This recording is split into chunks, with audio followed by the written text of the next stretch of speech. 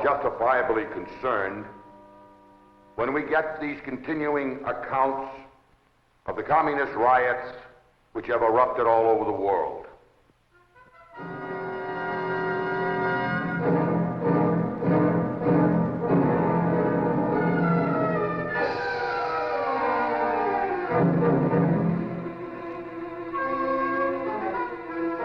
And as Americans, we should be even more worried when we are presented with similar manifestations right here in our own country, in one of our greatest cities, and among our own university students. Small wonder, therefore, that when these and similar scenes have been shown up and down the country, millions have reacted with understandably shocked concern.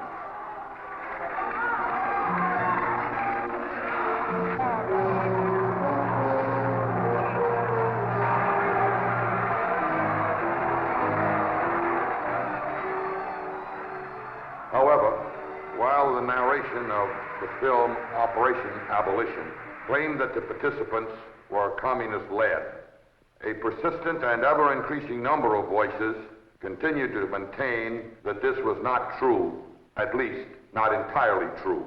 Despite the continuing release of official reports, the controversy continues to increase. Principally because of the movie Operation Abolition, I found it necessary to fight the kind of lies that have been spread about what occurred. Beyond any question, these riots were carefully planned and executed by the Communist Party and their leadership there. The film Operation Abolition demonstrates that beyond any shadow of doubt. Our president tells us that we are living in the most dangerous period in history. This juncture in history is far too serious for confusion, much less is it a time for dissension.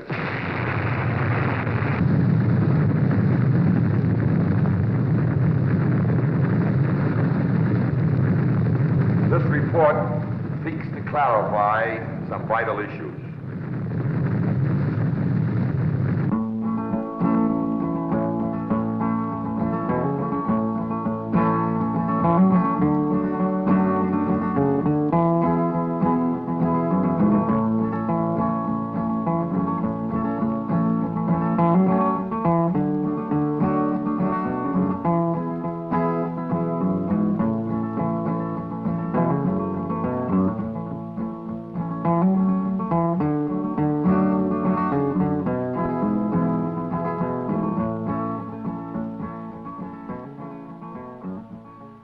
The time is far too serious for anything but the truth. The world too small for anything but goodwill. This film report, which it is my purpose to interpret, has been called Autopsy on Operation Abolition. However, it might even be better called an inquest. For after all, it's uncertain who the real victims are. Who are the good guys? Who are the bad guys in this unique case history? In establishing our evidence, our analogy of an inquest may be stretched even further. Instead of a coroner, you, the audience, should be the jury. Let us turn back to the time when these hearings were taking place at City Hall in San Francisco. Back to Saturday, the 14th of May, that Black Friday, the 13th, to the opening day of the hearings, May the 12th, 1960. What we are here to do is to gather information, as we are ordered to do by an act of Congress with respect to the general operation of the communist conspiracy, wherever it may lead. The chairman of the House Committee on Un-American Activities, the Honorable Edwin Willis of Louisiana, was explaining the reason why hearings were held. Our film unit interviews Congressman Willis in the House of Representatives in Washington. Listen as Congressman Willis explains more fully why the hearings were held by the House Committee on Un-American Activities. We are ordered to make a continuing study of the nature, extent, and character of the penetration of the communist conspiracy in the United States. And our job in holding these hearings is to keep a continuing surveillance of their machinations and to pursue any and all evidence leading to areas where we have subversive propaganda activities in the United States. The Honorable James Roosevelt, United States Representative of the state of California, is interviewed in Los Angeles, where the Congressman has his office. We asked Congressman Roosevelt for his opinion on the House Committee on Un-American Activities and its work. First, let me say that I am strongly of the feeling that the Committee on Un-American Activities, as it is presently constituted in the House of Representatives, should be abolished. Now, that does not mean that I think its activities or some of its fundamental purposes should be dropped. In other words, while I would abolish this standing committee, I would transfer its jurisdiction to the Judiciary Committee, a committee made up of lawyers, and there should be a subcommittee, much as there is over on the Senate side, which would carry on the legitimate functions of the committee without, I hope, the unfortunate practices which have become a part of the disrepute of the House Un-American Activities Committee. Recalling the picket lines outside of City Hall in San Francisco, Congressman Willis was asked, why is there such great concentration of opposition against the committee? Well, I wouldn't say that there's a great concentration of opposition. The opposition stems from an organized, a well-organized and vocal group.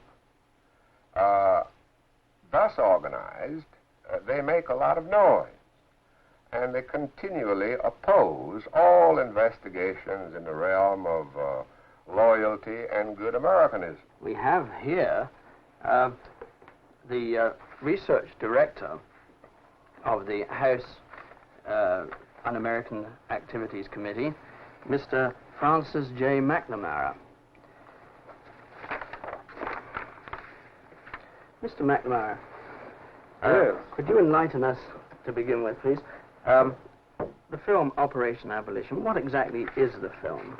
Some years ago, I believe it was in 1957, if my memory serves me correctly, the Communist Party intensified and stepped up its drive to abolish the Committee on Un-American Activities, or have it abolished.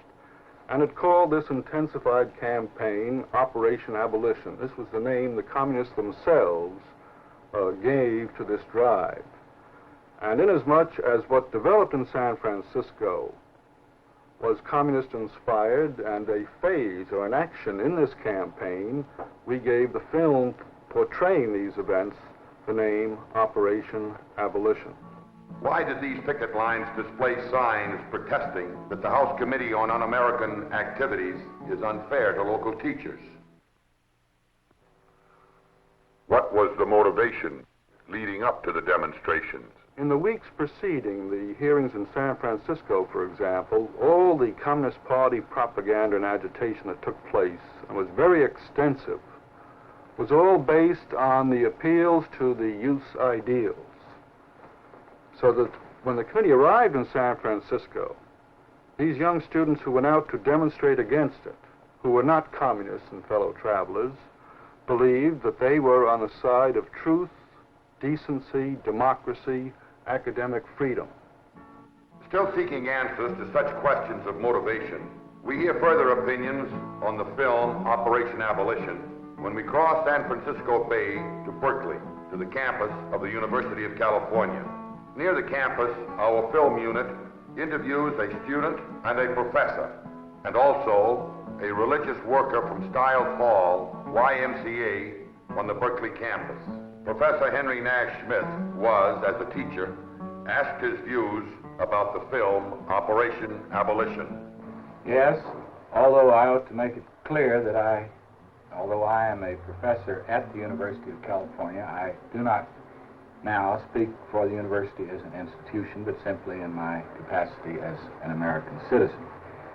I welcome this opportunity, Mr. Osterberg, to express my concern in this matter, primarily with respect to the dissemination of the film Operation Abolition as an account of the disturbances that accompanied the hearings conducted by the House Un-American Activities Committee in San Francisco in May 1960, which bears the official sanction of the committee. I was not present on that occasion and have not had, I'm sorry to say, very intimate contact with the students who were involved, but since that celebrated Black Friday, I have talked with many colleagues and students who were present, and I believe the film is a deliberate falsification. The key statements made by the narrator in it about the nature of the violence, the so-called riot, have been conclusively disproved by the testimony and the trial of Mr. Robert Meisenbach, the one student among those arrested who was brought to trial finally, and who was acquitted on the charge of offering violence to a police officer. And the continued circulation of this film, despite the legal demonstration of its inaccuracy, raises for me very serious questions concerning the motives of its sponsors. One who certainly disagrees with these views is Dr. G. Archer Winiger, pastor of the Foothill Boulevard Baptist Church in nearby Oakland. I should say that beyond any question, these riots were carefully planned and executed by the Communist Party and their leadership there. The film Operation Abolition demonstrates that beyond any shadow of doubt. Archie Brown, of course, is mixed up in the passing out leaflets and inciting the students and the others who were involved. Now, you've got to and by the way, the leadership of the rioters involved the Fifth Amendment communists, the hostile witnesses that were called before the committee. In addition to that, there were the lawyers who were there, and many of them were communist lawyers. And then, in addition to that, there were faculty members from the University of California. Seated with Professor Smith is a student at the University of California, Richard Albert. Well, I'm a graduate student in English at Cal, and like many others who are going to school, I try to keep up on what's happening around me. And reading about the House Un-American Activities Committee and the actions against the teachers which had occurred the year before its hearing in 1960, when I heard that the committee was coming, I was interested enough to go over and attempt to gain entrance. I wasn't affiliated with any group, but I was an interested citizen. And since that time, I did get into the hearings on Thursday. I took part in all of the events that occurred on Thursday, Friday, and Saturday. And principally because of the movie Operation Abolition, I found it necessary to fight the kind of lies that have been spread about what occurred, because I'm going to be a teacher in this state, and I don't want to be asked 20 years from now why I didn't call them liars now. And I feel very strongly that truth is important on this matter. Now, the committee has said over and over again, and it's true, that the riots were communist-inspired and instigated, and that the students were duped. In other words, by implication, we're saying that these students were really anti-communist, because a dupe is an unwitting tool. He is not an agent doing something knowingly and purposefully. But I think a very important truth that should be stressed is this, that much of the communist success in San Francisco is attributable to the help the communists got from many professors and even some clergymen in the area. They issued statements. Hundreds of professors actually did. Some clergymen did, wrote letters to editors of newspapers and so on, making false charges against the Committee on Un-American Activities. We move on now in our search for motivation, learning something of the buildup of the tensions which eventually erupted into the rioting. Dr. Cecil Thomas, a religious worker at Stiles Hall, YMCA, here on the Berkeley campus. It was my privilege to serve on the board of a local council of churches and of a couple of Quaker organizations who were quite concerned about the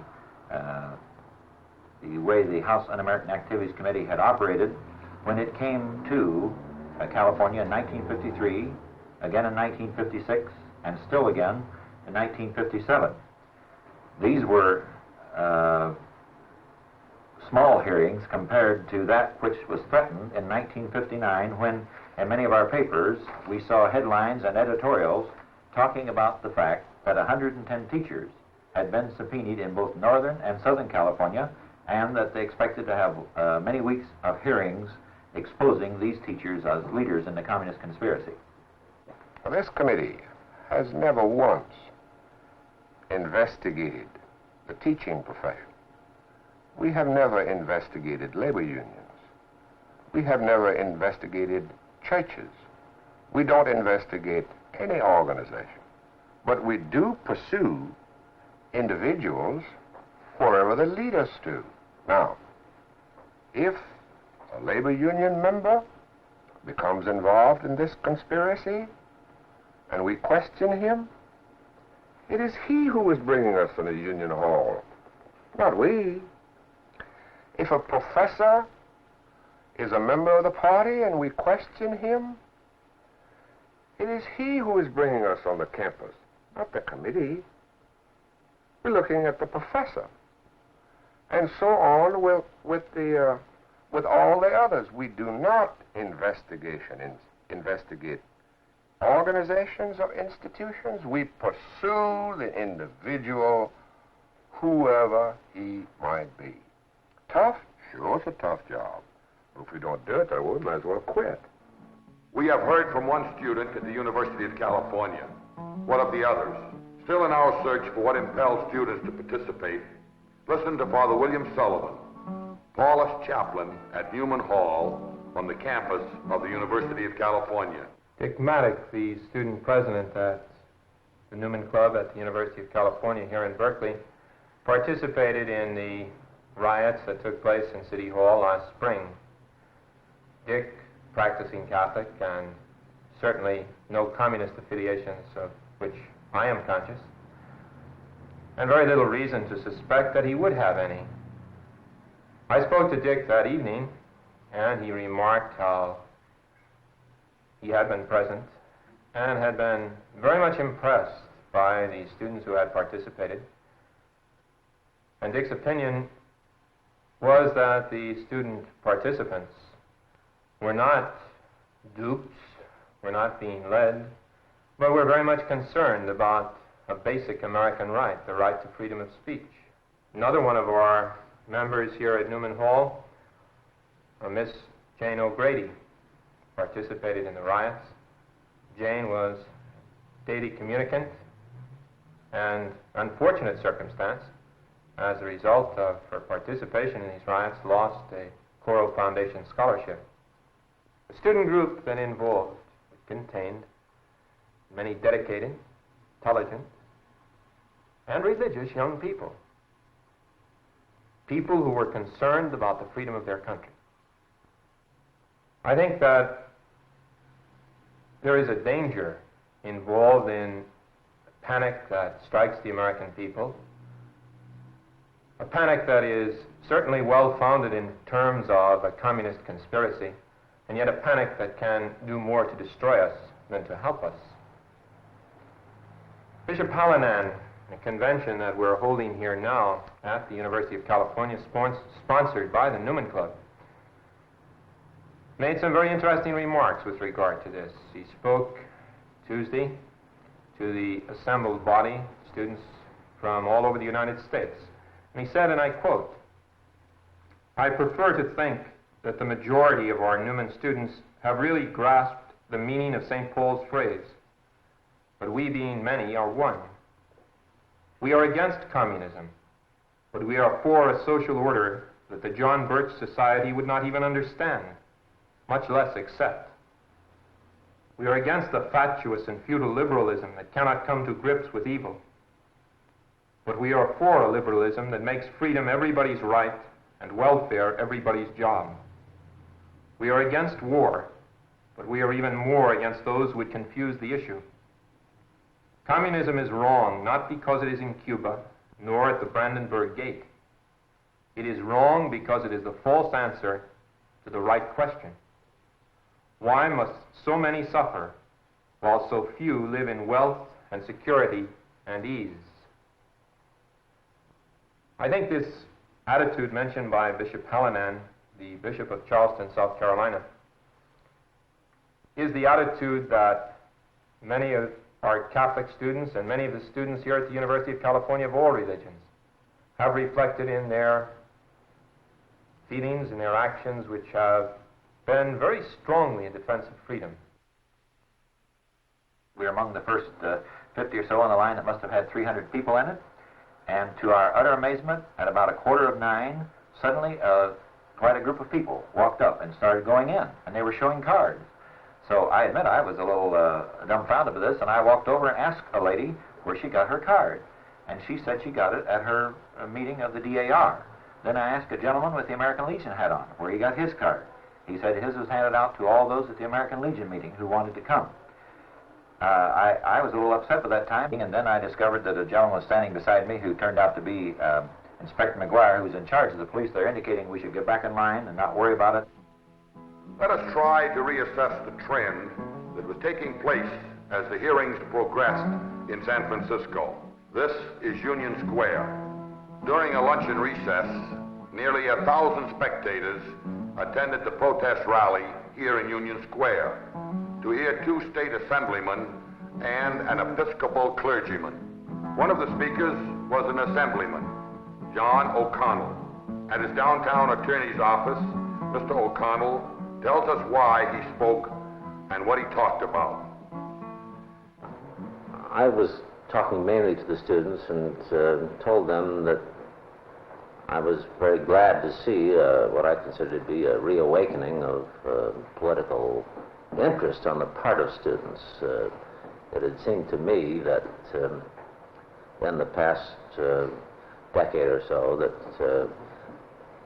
the students generally throughout California at least had been imbued with a sort of fear, a fear to express themselves freely and to take action individually and collectively in a political way. And I told them that I was very glad to see that they were taking that opportunity to get together collectively to demonstrate. Whether they were demonstrating for or against the committee didn't make any difference to me as long as they were demonstrating.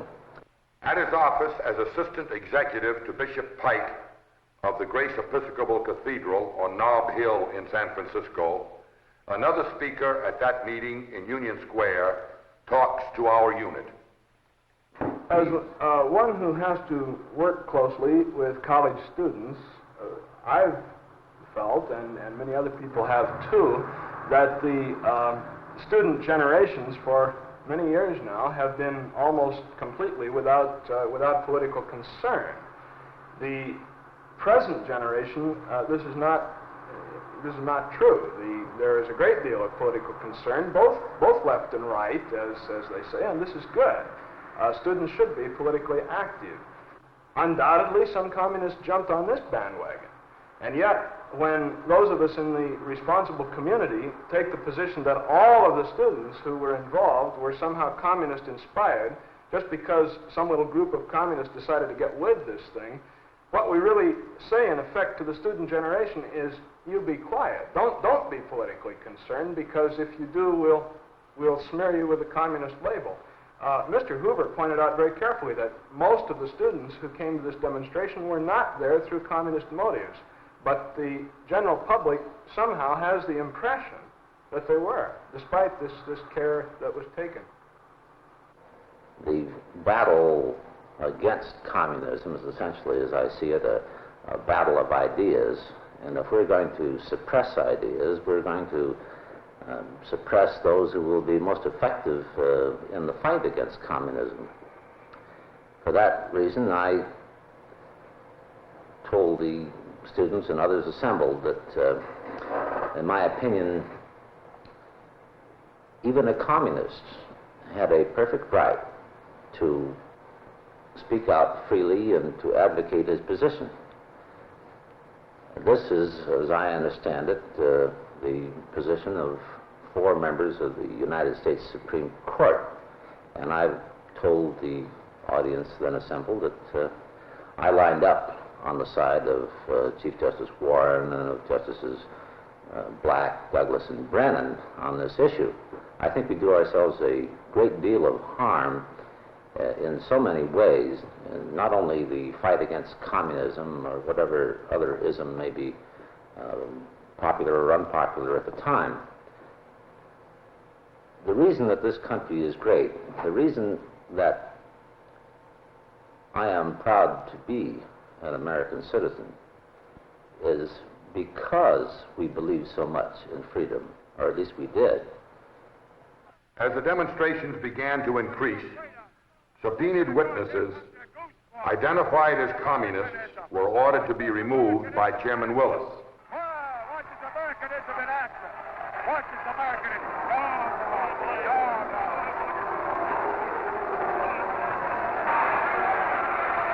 We were very patient this morning. We will continue to be patient, but firm and decisive. Well, Mr. Barnes, from the seat of the presiding officer's chair, I, of course, could see and recognize the communist leaders. Their presence on that occasion was no surprise to me. They always show up, but this time they obviously were better organized. Truly, this was the work of experts in the art of subversion and agitation. The power of these few communist leaders over this mass of humanity in and around the City Hall was incredible.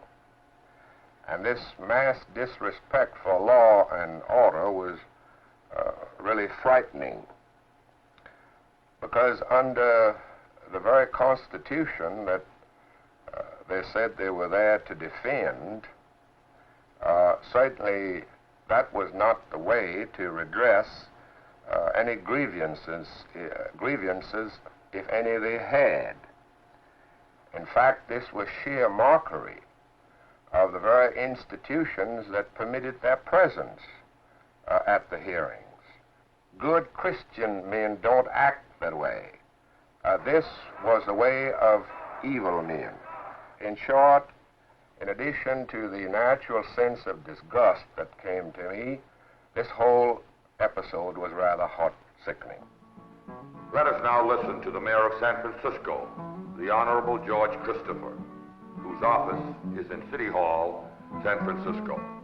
There were 3 days that were rather hectic in San Francisco, but however, briefly, the House Un-American Activities Committee was holding their hearings in our City Hall, in the chambers just directly across the hall from this very office. Several hundred, at least, standing outside of the hall, and perhaps several thousand people, all told, were in and out of the City Hall endeavoring to get into the City Hall, into the chambers. Quite impossible, of course, and so a great deal of disruption of business occurred. Was this organized disruption? Actually, it didn't start out that way to begin with, although there was some organization, because some students had solicited support, and others also, known people, had solicited support for a picket line for several days prior to the advent of the committee hearings here in San Francisco. Were the hearings disrupted by the picket line? No, the picket line outside of the City Hall had no bearing on it. What happened was that the 500 people who were in the meeting room itself booed, they catcalled, they jeered, they whistled, they yelled, they did everything possible to disrupt the hearings. Whenever the House Un-American Activities Committee chairman spoke, the communists themselves, through a front organization called the Emergency Civil Liberties Committee, sought to propagandize the people to have the committee abolished, to abolish the Un-American Activities Committee, and to discredit the FBI. Well, you see, at all these hearings, we always encounter trouble. But because of the campaign, Operation Abolition, as called by the communists, they had distributed material, pamphlets, literature throughout the United States and, of course, on campuses of universities. And in this instance, the usual trouble that we encounter all the time turned out into mob action, into a riot.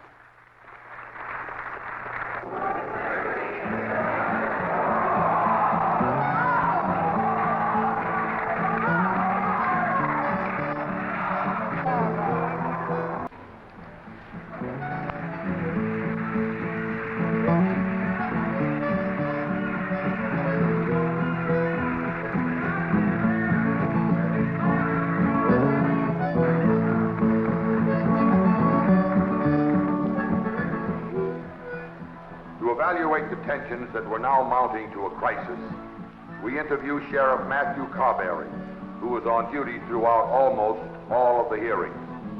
In regards to measuring tension, I think we have to evaluate the things that preceded the hearings of May 12, 13, and 14 on the campuses of some of our universities and other public places where the hearings had been discussed over a period of a long time. We know that the committee's been in existence for a great many years. There have been strong feelings for the committee and perhaps some strong feelings adverse to the committee.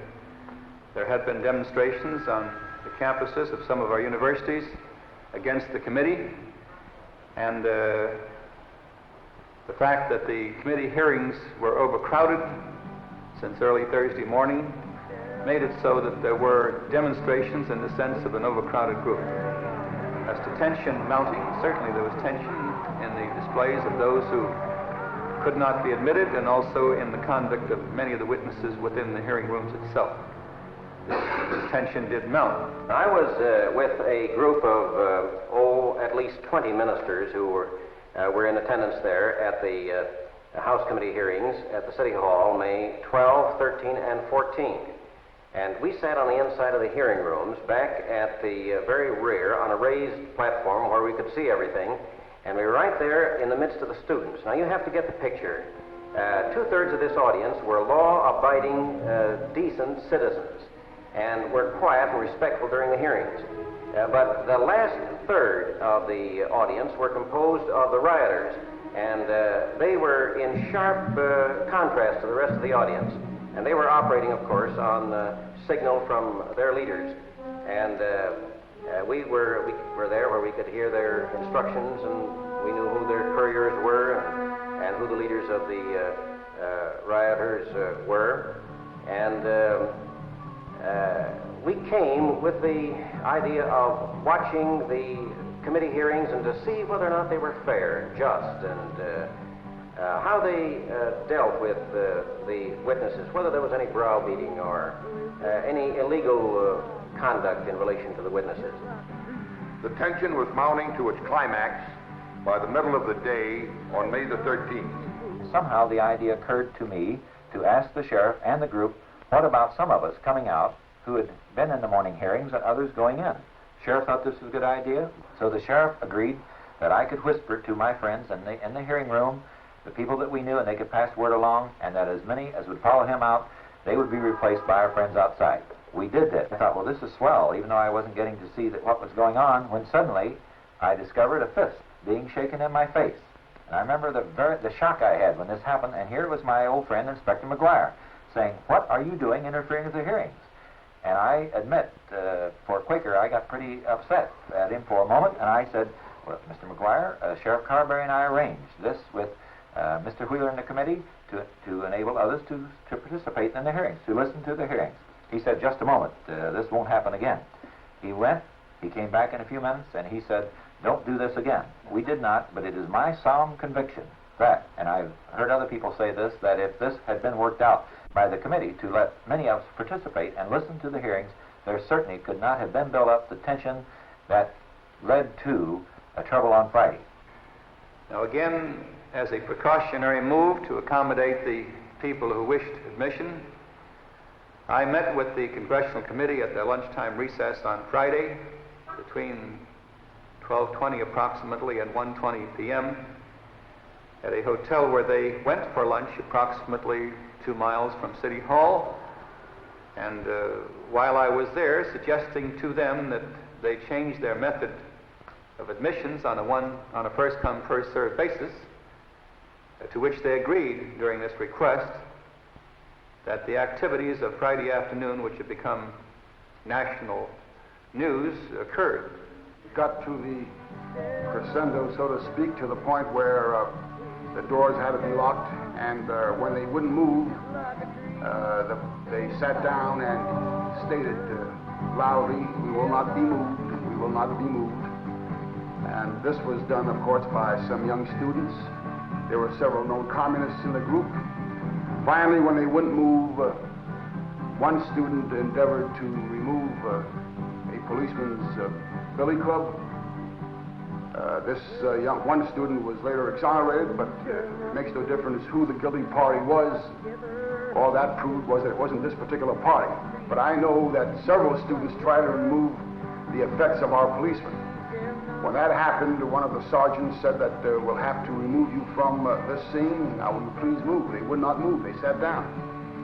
Rather than use clubs and rather than use force, one policeman said, "Well, we'll have to spray you with water." I was one of those present when the riot started, and minutes later the hoses came out.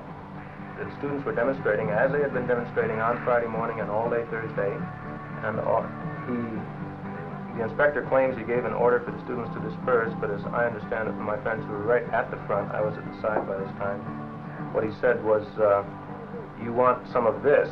They were singing a song in which it said, "Like a tree stands beside the water, we shall not be moved." And this kind of a threat, I don't think many people recognized as an order to disperse or you would be arrested. And the next thing most people knew was that the water came shooting out into the students. That I got hosed down slightly. Finally, the sergeant did start spraying them with water. Very unfortunate that it had to happen, of course. And yet, what other solution did we have? We wanted to get rid of these people in a nice way without in any way causing bodily harm. It was one of the most disgraceful experiences I have ever witnessed in all my life. In fact, in 15 minutes, I witnessed more violations of the law than I have in 15 years. You see, the riots, the first day, the riots on the inside of the hearing rooms occurred on the first day.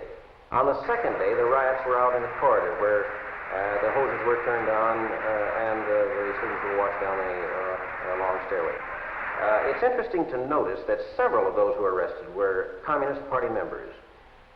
Now, this again is another aspect of this that has been so completely and viciously distorted by the film Operation Abolition, which has made it sound as if not only were the student demonstrations led by communists in the group, but that a particular violent act by a particular student had forced the police to take this unnecessary action of bringing out the fire hoses.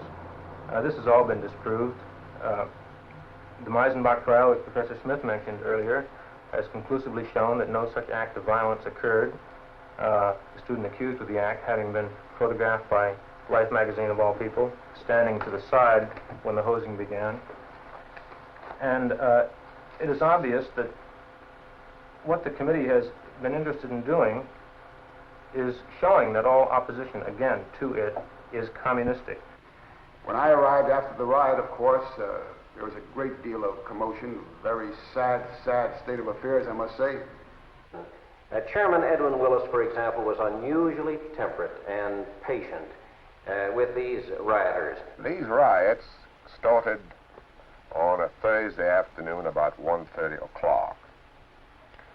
And we kept on the hearings under great difficulty. By the time I reached the hotel, about 6 o'clock in the evening, I had some 1,500 telegrams from people from the West Coast that had seen those films portrayed, those shots and flashes portrayed on Operation Abolition.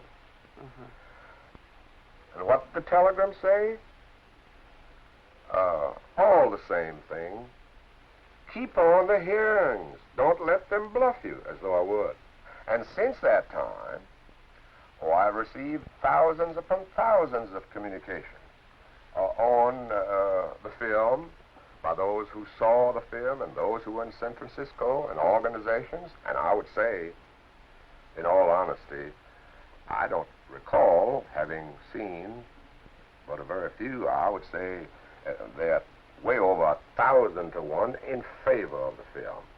Now, this, of course, is what the general film of Operation Abolition is all about, because there occurred in San Francisco a protest against the committee, a protest not against its basic functions, but the manner in which it was exercising them. And this swelled to very large proportions. And in San Francisco, unfortunately, the young people who were there in protest became incensed at the way they were handled. Now, no one is not certainly taking the position that these students behaved completely properly in every respect. But it is unfortunate that as a result of this, the committee felt it necessary, in defending itself, to turn around and impute that all of the young people in this country were endangered by the activities of communists within the United States. It cast a reflection on not only the students in San Francisco, but many students throughout the country who believe in the American right of freedom of expression and freedom of thought. And to condemn these people as being pro-communist actually, of course, is doing exactly what the communists want. It stirs up and diverts people from the real fight against communism. In fact, the film Operation Abolition, and indeed the events of May 1960, are only one very limited, although an important aspect of a very large phenomenon that has attracted a great deal of concern and attention from teachers, both in the public schools and in colleges and universities all over the country for a long time. For example, I am one of some 275 professors at more than 70 colleges and universities in the United States who issued a statement in March of this year concerning the activities of the House Un-American Activities Committee in general. This statement, I might add, was signed by 25 members of the faculties of colleges and universities in the Bay Area. If I may, I'd like to read a brief passage from this statement, since it represents the considered judgment of academic people literally all over the United States and places this local incident in a broader national and chronological context. The statement says, in part, during its 24-year history, the House Committee has been unrelenting in its harassing of teachers. It has again and again subpoenaed them. It has grilled them about their political associations, past and present. It has inquired into the textbooks they use. In these ways, the committee has created fearfulness within the academic world, and perhaps even more dangerous, public distrust of teachers and the institutions in which they serve. By exercising the powers of prosecutor and judge, the committee has caused grievous harm to teachers and weakened the educational process. 2 professors have served prison sentences after invoking the First Amendment. A much larger number of teachers, some in the public schools, have lost their positions either because they declined to testify before the committee about what had been in most cases youthful associations, or after they had been publicly named by it. Those dropped have often found it impossible to obtain new teaching positions. As a consequence, educational abilities and skills developed through long years of training have been withheld from the community, and this at a time when qualified teachers are in tragically short supply. This is the end of the quotation, but I would like to add my own comment that what most concerns us is the strategy of the committee in labeling any opposition to it or criticism of it as evidence of communist sympathies or as being a dupe of some communist conspiracy. And this, of course, is the key thesis of the film Operation Abolition. The crux of the issue is what caused the riots. Critics of the committee allege that the riots were the outgrowth of a student demonstration protesting the announced intention of the committee to investigate local school teachers.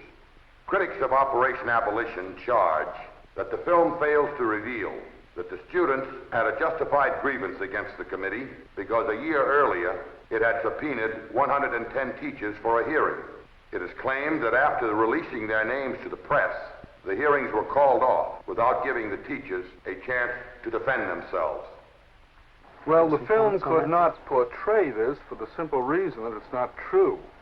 The committee did plan to hold hearings in California, in San Francisco and Los Angeles in the spring of 1959, in which some 100-odd members of the teaching profession would be subpoenaed as witnesses. From the day those subpoenas were issued in the spring of 1959 until today, the committee has not made public the name of a single teacher called in that hearing. Somehow or other, the names of teachers subpoenaed for the San Francisco phase of the hearings were made public. The press published them. We do not know just how they secured them. So the truth is that the hearings were called off. At the request of the teachers of California, the committee did not release the names to the press, and every one of these teachers had a chance to clear himself, actually, when he appeared before the California state authorities and his local boards of education. They gave him a hearing. They gave him a chance to clear himself. Oh. And so this charge is utterly groundless. The conduct of the police in coping with the riots is a side issue. However, because of the accusation of brutality, it is included in our autopsy. Oh, yes, they were warned many, many times throughout the entire 3 days. Of course, I had asked the police to be very careful, and the police themselves wanted to be careful to not cause any bodily harm or to evict someone forcefully that might cause somebody to say that police brutality was taking place here in San Francisco. But the fact is that the police were provoked time and time again. I must say, for the benefit of the police department in San Francisco, they completely disregard their personal safety and endeavored at all times to maintain law and order without in any way provoking any incident. George Draper, a reporter on the San Francisco Chronicle, wrote May 14, 1960, and I quote, he was talking about what was going on as the students were being hosed and beaten and carried away to the police station. He said, I saw one slightly built lad being carried by two husky officers. One held the boy's shirt. The other had him by the feet. He was struggling, but he was no match for the two bigger men. Then from nowhere appeared a third officer. He ran up to the slender boy firmly held by the other two officers and clubbed him 3 times on the head. You could hear the hollow smack of the club striking. The boy went limp and was carried out. I submit that this kind of action on the part of our police was completely out of line, and I think we have proved in the courts of San Francisco that the real blame for the violence lies with the police department and with the House Un-American Activities Committee, not the students, nor the faculty, nor the religious leaders who were in attendance at the hearing.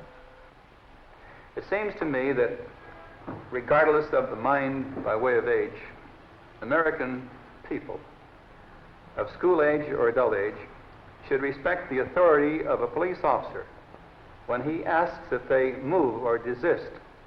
The resistance which was given to the orders of the police officers, I believe, is the thing that precipitated the actions which are described variously as violence or riot.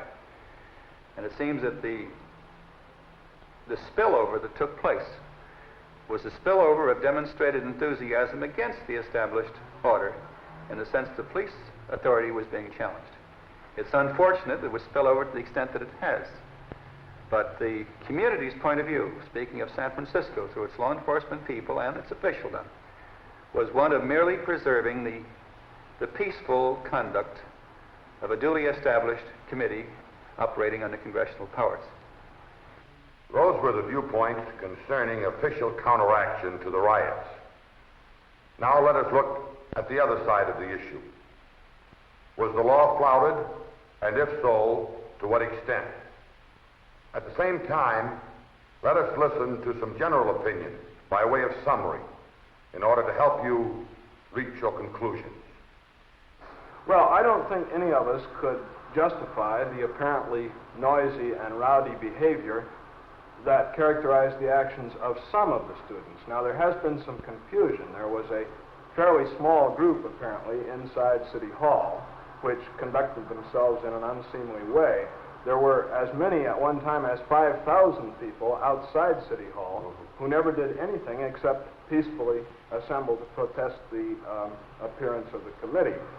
I saw it, and some people will even dispute that because I have received correspondence from so many people throughout the country. This surprised me very much, that people who are 2,000 or 3,000 miles away should know so much about this matter when they weren't even present. And I simply had to step out of this door here and look out and see what was transpiring. I was absent only 1 hour and saw the entire proceedings. And here these very same people are the ones who always tell us that they want the privilege of free speech, and they want the privilege of free assembly. They want all of these great privileges under our democratic processes that we hold so dear in this country. I'm not trying to stick up here for the House Un-American Activities Committee. Don't misunderstand me in this respect. It is not my duty to be their champion. I am not. I am, however, duty-bound by law to uphold law and order in San Francisco. And law and order certainly was flouted on these 3 days in question.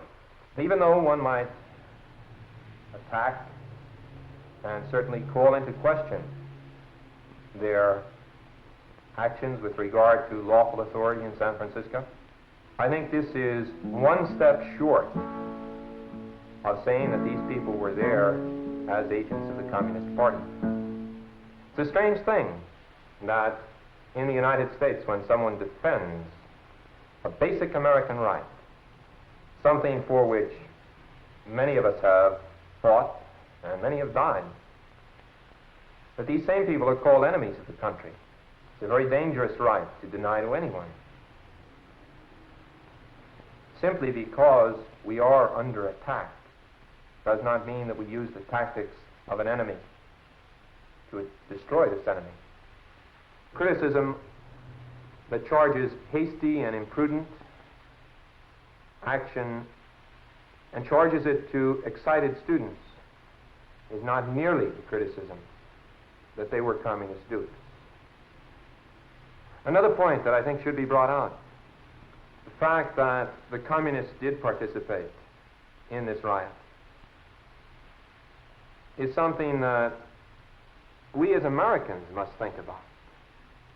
As Bishop Hallinan pointed out, communism is wrong because it is the false answer to the right question. The fact that communists are protesting for freedom of speech does not mean that we Americans must deny freedom of speech. As Americans, as Catholics, as Christians, we are committed to the right of every man to work out his own destiny. Every one of us is a child of God. Every one of us has a right to live his own life, to think his own thoughts. And he is responsible to God, and insofar as these actions affect the civil order, to his civil society. But we know how dearly we cherish the freedom that each one of us enjoys as an American, and each one of us finds basic to a Christian philosophy. And for this reason, as Christians, as Catholics, as students who are concerned about the future of our country, we must be concerned about the right of freedom of speech. It is this part of the riots that I find unfortunate, and I know many of the students who participated find embarrassing. That there was this imprudent action against the police. I do not defend this at all. But I do insist that it has to be taken within the context of young students excited about ideals, concerned about freedom of speech, anxious to defend something in which they believe, and not out to destroy the United States at all. And we came away from those hearings with profound admiration for those congressmen. Now, I think we ought to say that we ought to apologize to these congressmen for the treatment that they received in San Francisco. These men are courageous and devoted officials of our federal government, and we certainly need the House Committee on Un-American Activities. And we hope that they return to San Francisco and As a member of the clergy, we want to say that we'll be glad to help in giving a welcome to the House Committee, and I know that there are scores and hundreds of ministers who back them and who believe in what they're doing. The real fight, of course, against communism is to, first of all, understand it, secondly, to remove the things which communism feeds on, such as poverty, and, of course, perhaps above all else, to realize that the internal danger of communism is nowhere near as great as the external danger of communism. And the House Un-American Activities Committee, and unfortunately some very right-wing groups, give all of the emphasis on the internal danger, when people like even Mr. J. Edgar Hoover and the Attorney General, Mr. Robert Kennedy, all of them admit that the internal danger of communism is relatively small. And nevertheless, if through the operations of the House Un-American Activities Committee we begin to believe that our internal danger is great and we become so afraid of it that we do not recognize and apply ourselves to the external danger, then again we are directly helping the communists. I think that Mr. J. Edgar Hoover and this publication called the Communist Party Line, which is published by a committee of the Senate, the Judiciary Committee, by the way, of the Senate, states it very well when he says that the danger of indiscriminately alleging that someone is a communist merely because his views on a particular issue happen to parallel the official party position is obvious. The confusion which is thereby created helps the communists by diffusing the forces of their opponents. Unfortunately, Mr. Hoover goes on, there are those who make the very mistake the communists are so careful to avoid. These individuals concentrate on the negative rather than on the positive. And believe me, the House Un-American Activities Committee concentrates almost wholly on the negative. And Mr. Hoover says they are merely against communism without being for any positive measures to eliminate the social, political, and economic frictions which the communists are so adroit at exploiting. These persons, Mr. Hoover concluded, would do well to recall a recent lesson from history. Both Hitler and Mussolini were against communism. However, it was by what they stood for, not against, that history has judged them. And so, my position is that we should do all we can to educate the American people about what communism stands for, and then stress what we must do to successfully combat communism, including, of course, in our own country, but particularly in the tremendous external danger that it presents to our country. And the House Un-American Activities Committee has tended to do just the opposite, to create fear, to divide American against American, and whenever that takes place, we are, in my humble opinion, helping the communists and not damaging their cause. But this time they got caught, sir. They got caught in the act. The riots made news. Under our free enterprise system, the TV stations took shots of the happenings.